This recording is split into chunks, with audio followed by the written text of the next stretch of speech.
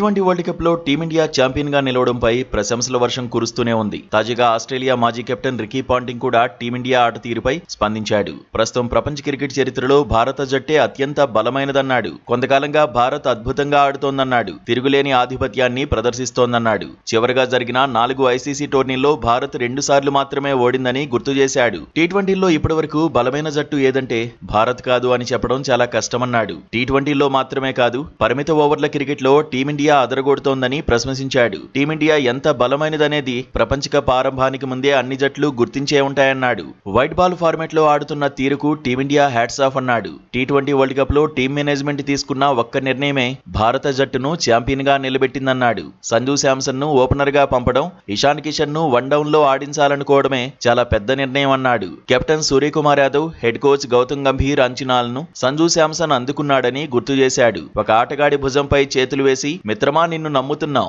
ఆ రోలుకు నువ్వు సరిపోతావని ధైర్యం చెబితే మెరుగైన ఫలితాలు వస్తాయన్నాడు. సంజు శాంసన్ విషయంలో అదే జరిగిందన్నాడు. సూపర్ 8 దశలో సౌత్ ఆఫ్రికా చేతిలో ఓటమి తర్వాత చేసిన మార్పులతోనే టీమిండియా ఛాంపియన్ గా నిలబడిందన్నట్టుగా రికీ పాంటింగ్ చెప్పుకొచ్చాడు. నిజానికి టీ20 వరల్డ్ కప్ కు ముందు కూడా టీమిండియా అద్భుతంగానే ఆడింది. 2024 టీ20 వరల్డ్ కప్ తర్వాత ఒక్క సిరీస్ లో కూడా ఓడిపోలేదు. సూర్యకుమార్ యాదవ్, గౌతమ్ గంభీర్ కాంబినేషన్ బాగా వర్కౌట్ అయింది. కానీ టీ20 వరల్డ్ కప్ ఆరంభంలో మాత్రం భారత జట్టు దూకుడు చూపించలేకపోయింది. గ్రూప్ దశలో అంచనాలకు తగినట్లుగా ఉర్రూతొలగించలేకపోయింది. సూపర్ 8 దశలో ఆడిన తొలి మ్యాచ్ లోనే కంగుతింది. సౌత్ ఆఫ్రికా చేతిలో చిత్తయింది. దీంతో భారత జట్టు అసలు సెమీస్ చేరుతుందా లేదా అనే ఆందోళన అభిమానుల్లో కనిపించింది. సరిగ్గా అప్పుడే టీం మేనేజ్మెంట్ ప్లాన్ బి ని అమలు చేసింది. ఆఫ్ స్పిన్నర్లను సమర్థంగా ఎదుర్కొనేందుకు ఓపెనర్ గా లెఫ్ట్ రైట్ జోడీని దింపింది. వన్ డౌన్ లో ఇషాన్ ను ఆడించింది. అక్కడి నుంచి టీమిండియా ఆట తీరే మారిపోయింది. కీలక దశలో సంజు శాంసన్ ను విధ్వంసమే సృష్టించాడు. వెస్టిండీస్ పై స్వేచ్ఛగా బ్యాటింగ్ చేశాడు.